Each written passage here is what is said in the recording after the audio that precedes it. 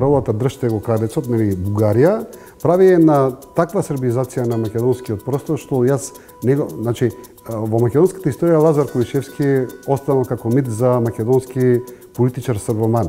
Јас мислам дека оваа гарнитура ќе го надмине тоа. Дали е доволно објаснувањето дека бугарските пасоши најчесто се вадат за патување и бизнис интереси? Мислам дека главниот бран на вадењето на бугарски пасоши е завршен.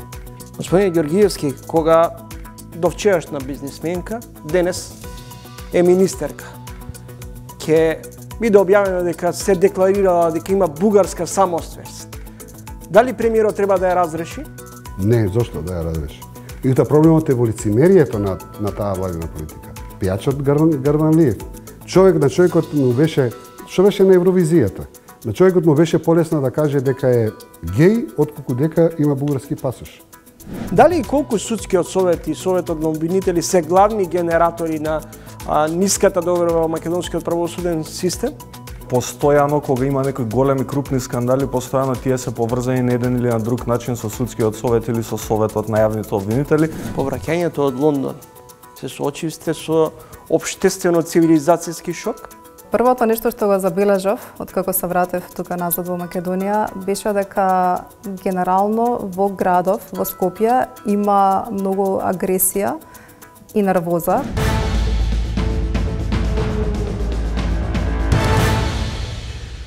Недела во која Брисел го испорача новиот извештај за Северна Македонија за напредокот на државата и речи си вообичаено истите пораки, неопходност од спроведување на уставните промени и реформи во правосудниот систем. Но, на овие и други теми ќе разговарам со поранешниот македонски премиер Јовчо Георгиевски. Добре дојдовте во емисијата. Добро најдов, поздрав до гледачите.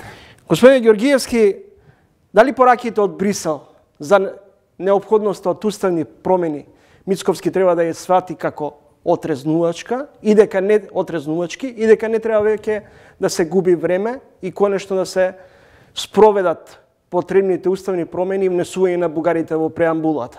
Гледайте, Чановски, мислам дека сето тоа ни беше јасно и претходно.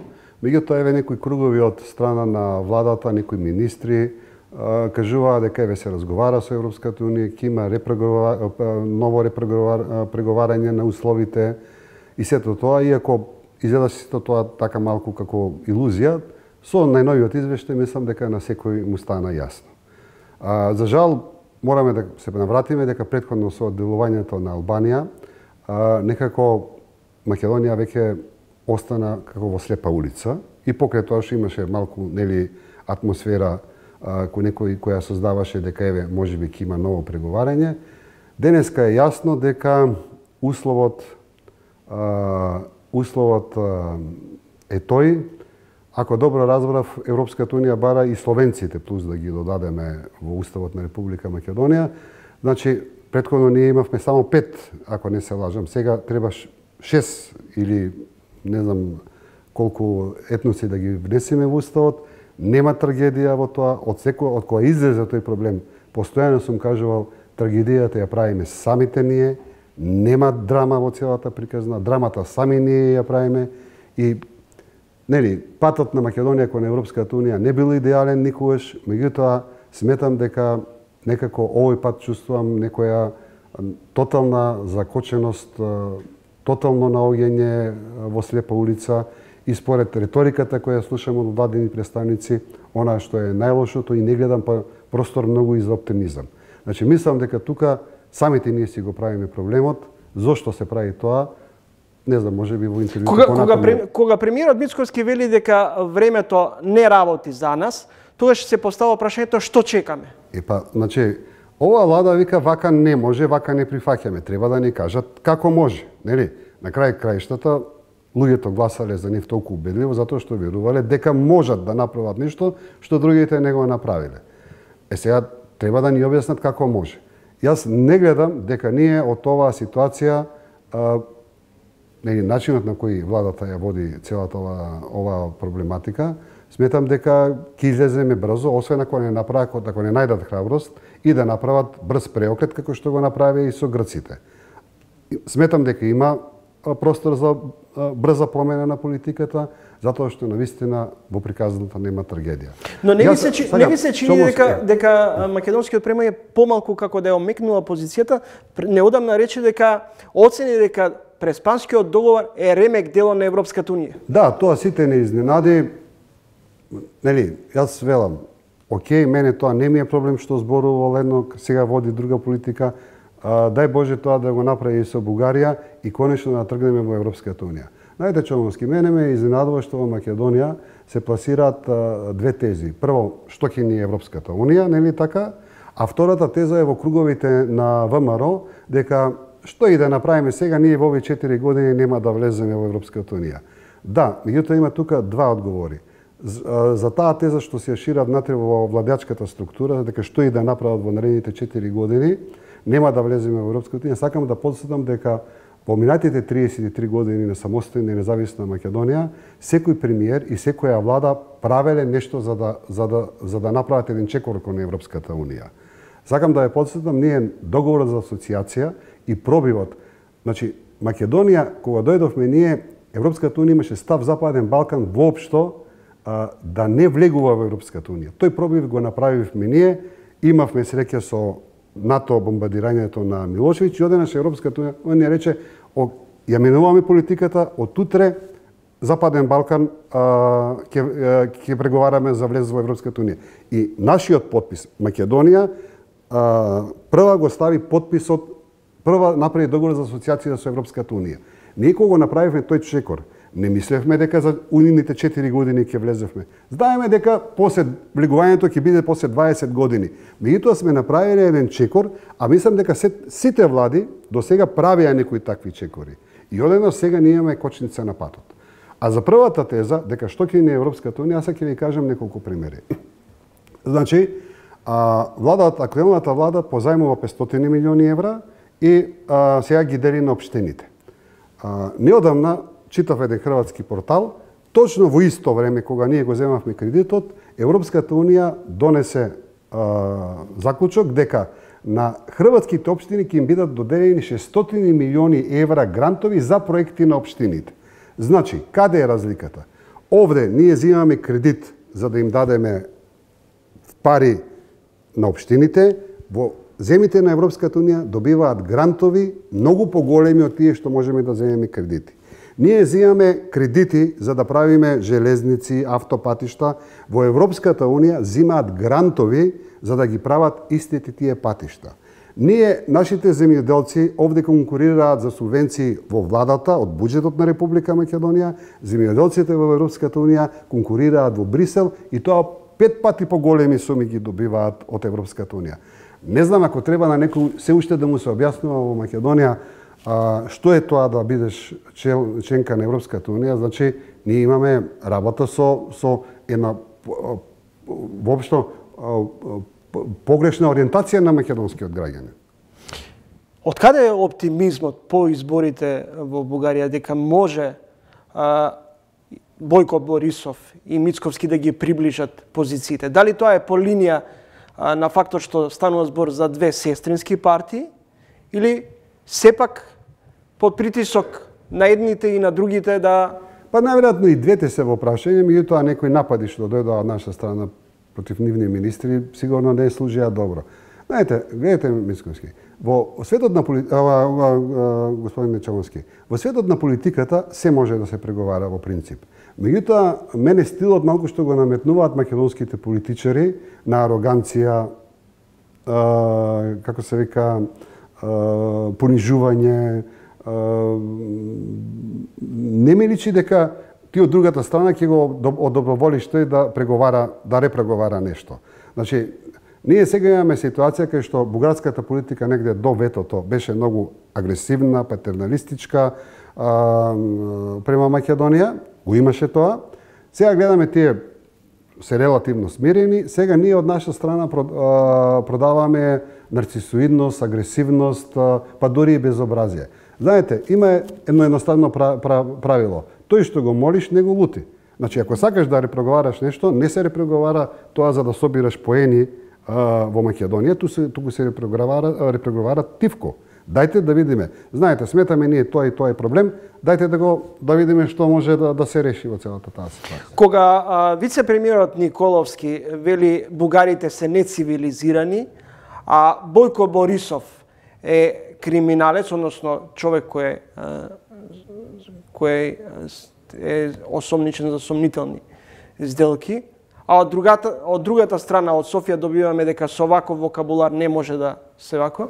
Ама не се Дали тоа е реална конфронтација или станува збор за своевидно политичко дипломатско? Не, мене ми личеше тоа на реална, мислам дека ми личеше на реална конфронтација. Непотребна од наша страна. Реално непотребно. Сега тука не е прашање дали сакаш вака или така. Вака како културен човек, ако наблюдуваш што направивме ние, очигледно дека проблемот беше на наша страна. После исто така направивме непотребно кавга со знамето. Океј, било инцидент, има такви инциденти. Па ние со претходната влада, мислам, 3 пати погрешија знамења на разни политичари кои доаѓаа во Македонија. Што имаше скандали меѓу тие држави, немаш. Се случува, тоа се решава на техничко проблем, не го ни забележуваш, одиш понатаму. Каде го гледате решението? Во одлучноста на новата влада? Гледате, јас ќе ви кажам моје мислење што е дел од решението. Прво, мислам дека следејќи македонската политика, сметам дека веќе сите политички партии и скоро сите политичари имаат единствен став. Не е проблем да се внесат бугарите во уставот. Така, тоа е веќе генерална позиција. Проблемот бил, патот понатаму, дали ќе биде извесен, дали Бугарија ќе го злоупотребува. Бараме гаранции. Бараме некакви гаранции. Нормално, јасно дека гаранции не можеме да добиеме, како што никој не добил гаранции. Меѓутоа, јас што го размислам, можем и да го понудам отворено, па ако сакаат и двете страни, нека го користат. Значи, мислам дека потребата за таа неизвестност произлегува од таа историска комисија, која и до сега го направи практично проблемот и главниот проблем околу ветото. И јас лично сум давал барем 4-5 интервјуа и во Македонија и во Бугарија, за разлика од некои политичари кои се само овде селни, кај што кажувам дека начинот на кој е поставена историската комисија, прво, не може да биде тоа основен услов за добрососедство на двете држави, и второ, сметам дека малку од нивна страна се злоупотребува таа позиција, дека они се тие кои треба да диктираат како Македонија ќе оди понатаму. За да се оневозможи таа ситуација, историската комисија да ја диктира политиката меѓу двете држави и нашиот пат кон Европската унија, јас го давам следниот предлог. Се надевам дека разумни политичари од двете страни ќе најдат решение. Прво, меѓутоа, пазете, ние од наша страна не можеме да одиме со политика.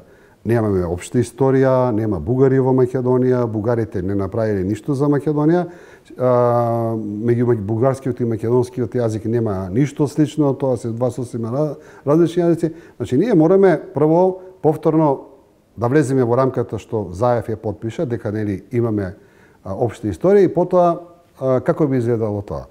Значи, наместо да се преговара години и ние да бидеме на некој начин зависни од таа историска комисија, јас би предложил целиот проблем да се реши веднаш за 2-3 месеци и ние таа неизвестност со таа историска комисија да ја решиме еднаш за секогаш. Како? До сега се утврдија 5 општи личности меѓу македонската и бугарската историографија. Треба да се седне на брзина, да се утврдат уште 10, 11, 12 такви места, 12, не знам колку места, настани или места што ќе бидат утврдени, да се донесе еден заклучок во кој Македонија ќе се обврзе со јасни критериуми секоја книга која се објавува во Македонија да биде објавена со оригинална содржина, не во оригинален јазик, затоа што нашите луѓе не знаат да читаат, не мора сите да читаат француски, бугарски или не знам како грчки, туку содржината внатре, затоа што Чомовски ние имаме тешки фалсификати во објавувањето на книгите. Сега можеме да се правиме луди дека не е тоа така, меѓутоа тоа е фактичка состојба која мораме да си ја признаеме. Трета работа,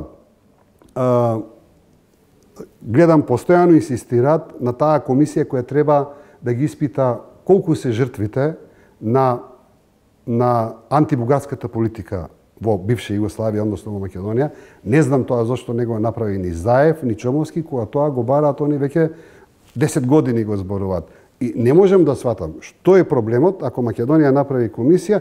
Прво, ќе добиеме аргумент на нашата страна, затоа што бугарската официјална политика зборува за 23.000 жртви, некогаш 30.000, а има историчари кои зборуваат и за 100.000 жртви.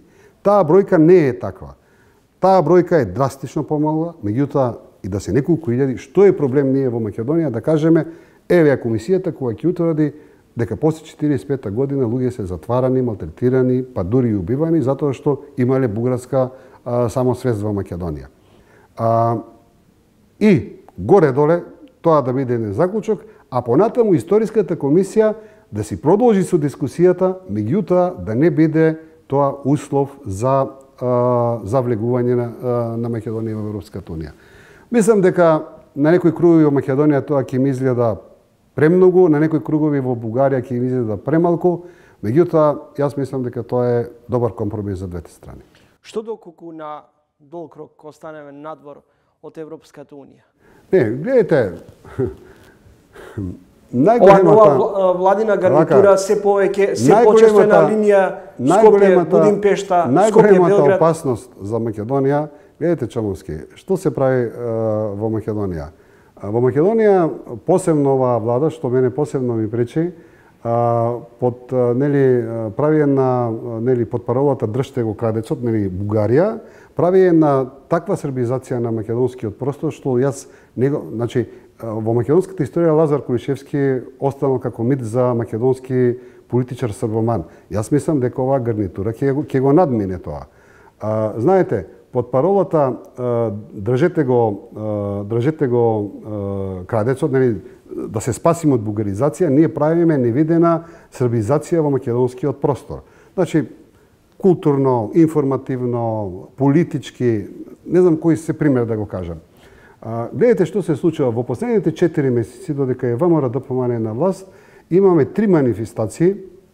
Едната е прослава на Брекалничката битка во Штип, втора е прославата на Кајмакчелан долека Гевгенија и пред недела дена прослава на Зебрањак. На сите тие манифестации има представник на македонската влада, обично тоа е подпредседателот на македонската влада, имаме македонско знаме, имаме македонски старешини. Имаме српски политичари и интелектуалци кои зборуваат за Македонија, дека тоа е Јужна Србија, дека тоа е Стара Србија, Краљевина Југославија, се употребува терминот ослободување на Македонија, се употребува терминот ослободување на српскиот народ и прво имаме комплетен молк, да речеме, на сите патриотски сили во Македонија. Нема патриоти. Сите се преперирани по тој проблем. И што е не гледаме тука ние проблем? Па во времето на најтешката југословенска комунистичка држава, ние имавме јасна позиција према кралството Југославија. И левицата и десницата велеа кралска Југославија е зандана на народите. Која смени таа историја на Македонија? Имаше историска комисија, има историчари кои го потврдија тоа. Ја не можам да сватам и упознавам јавното прашање. Кога се направи ревизија во Македонија, кралска Југославија да биде третирана како ослободителна Македонија? Која направи таа? Ќе ви кажам уште еден пример колку таа длабока држава во Македонија го контролира односот со Србија.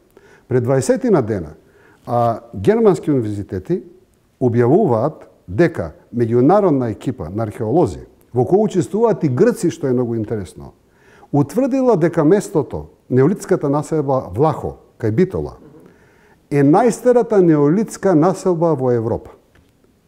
20 дена ја нема таа информација во Македонија. Знаете ли зошто? Затоа што после објавувањето на тоа, српските археолози почнаа напад како може нешто да има постаро од Лепенски вир.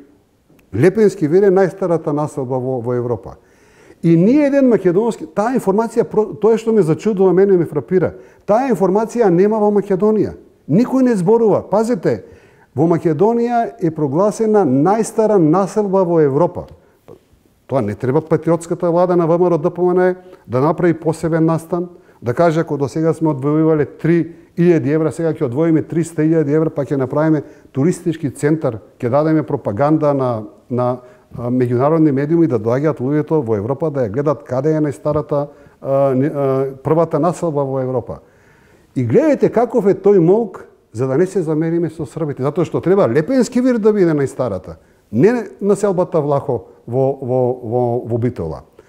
Тоа ви е само класичен пример колку сме ние под контрола, под туѓа контрола како држава. Господин Георгиевски, дали на сцена е тенденција на пасошка бугаризација и дали е доволно објаснувањето дека бугарските пасоши најчесто се вадат за патување и бизнис интереси?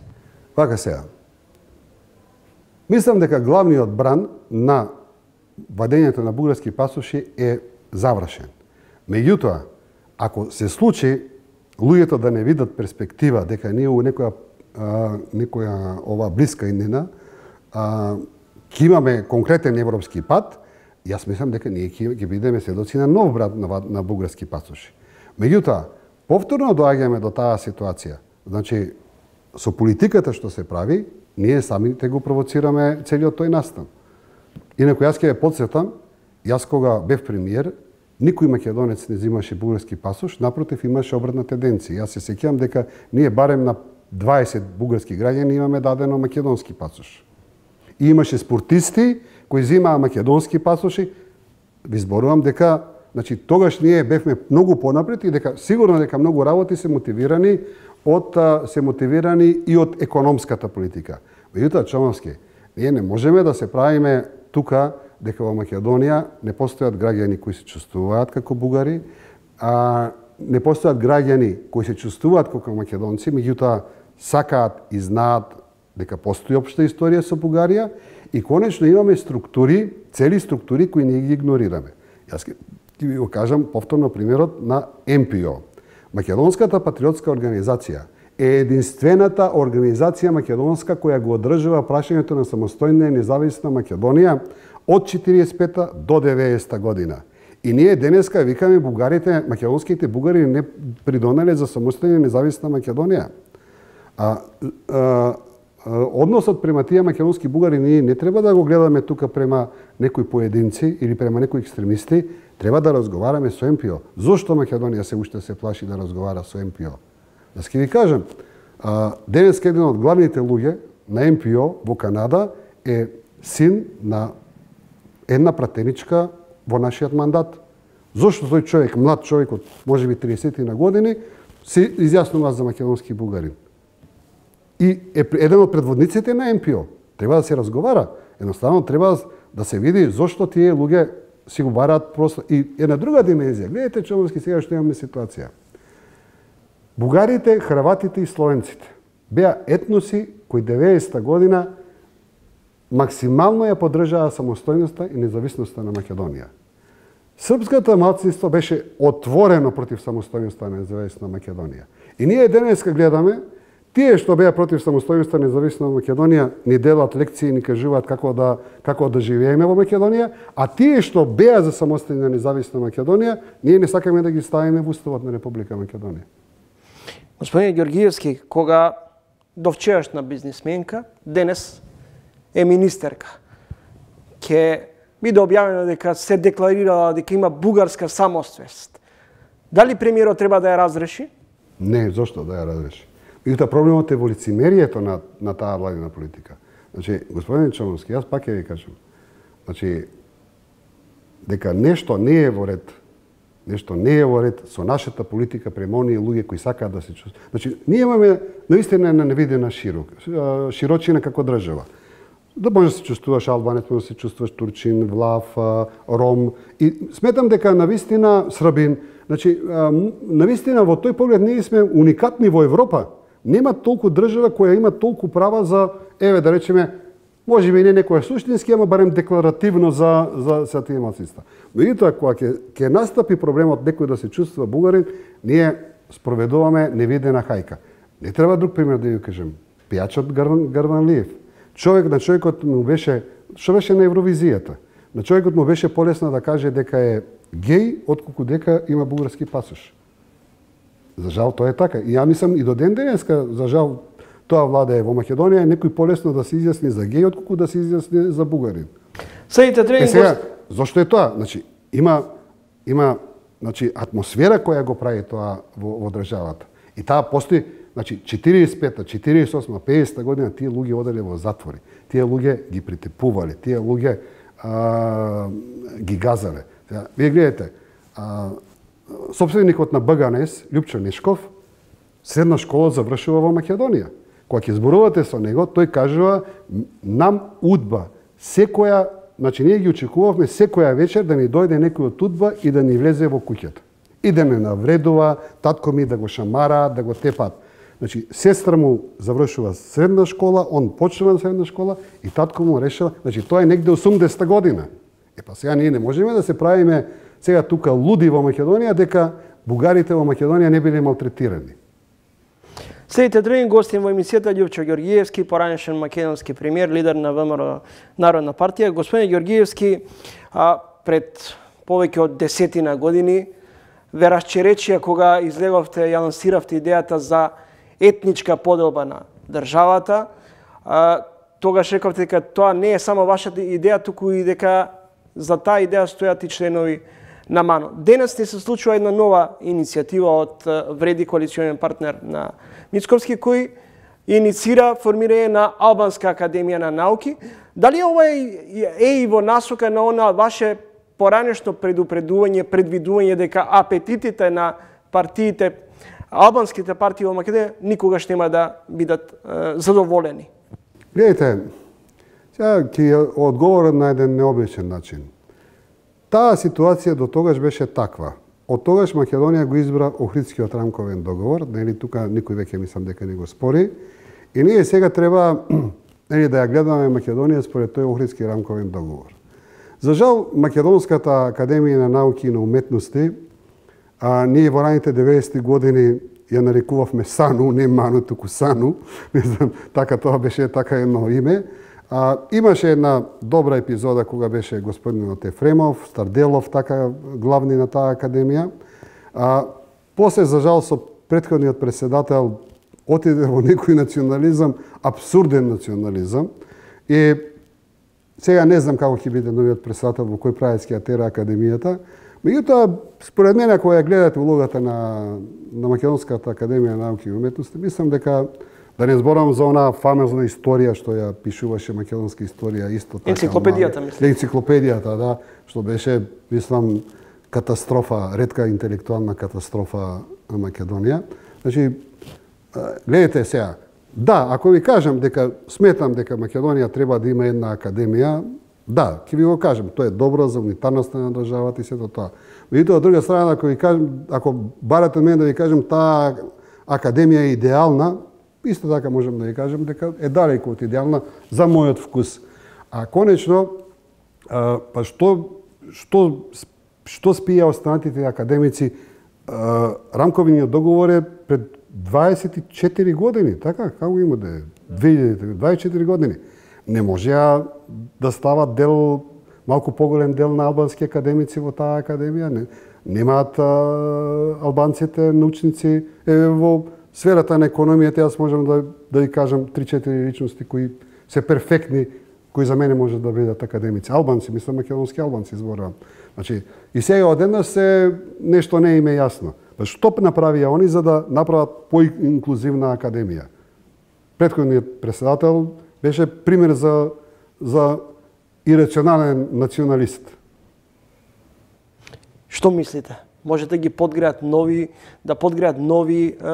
етнички подели оваквата иницијатива за формирање на албанска академија, бидејќи најчесто велат да кажете било која друга држава каде што има две академии. Не, гледате, само не знам како ќе се развива кој правец тоа, и тоа не може да биде основа за подел. Меѓутоа, ако се соберат 4-5 работи, како што гледаме сега некоја тенденција, нели повторно да се правиме, нели да редефинираме некои работи, 3-4 работи ако се соберат на еден куп, тогаш дефинитивно може да се разговори некоја ситуација повторно непотребна.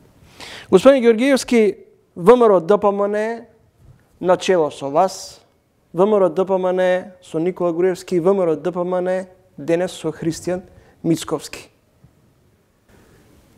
Ете, сметам дека... Дали Христијан Мицковски е ВМРО ДПМН?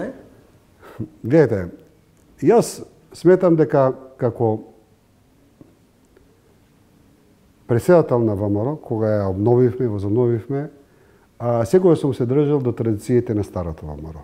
Историското ВМРО, ВМРО меѓу двете светски војни, и сум се обидувал да ја направам таа ревизија, иако многу структури не ми дозволувале да ја направам до таа ревизија. Меѓутоа, ревизијата на историјата секогаш била тема на ВМРО. Пазете, ние сега зборуваме за историјата, ние не треба да направиме ревизија заради бугарите. Ние треба да си ја направиме ревизијата заради нас самите. Знаете, ние уште ништо не правиме за таа ревизија. Знаете, ние сме нашата македонска историја повеќе се базира на терминот јас верувам, а не науката го кажува тоа. Меѓутоа, ајде да не се враќаме кон тоа. Значи, мислам дека зборувам за идеолошкиот дел, не зборувам за економскиот. Сметам дека на идеолошки план јас го зачував тоа што беше ВМРО. После мене господинот Никола Груевски почна со антиквизацијата, што беше драстично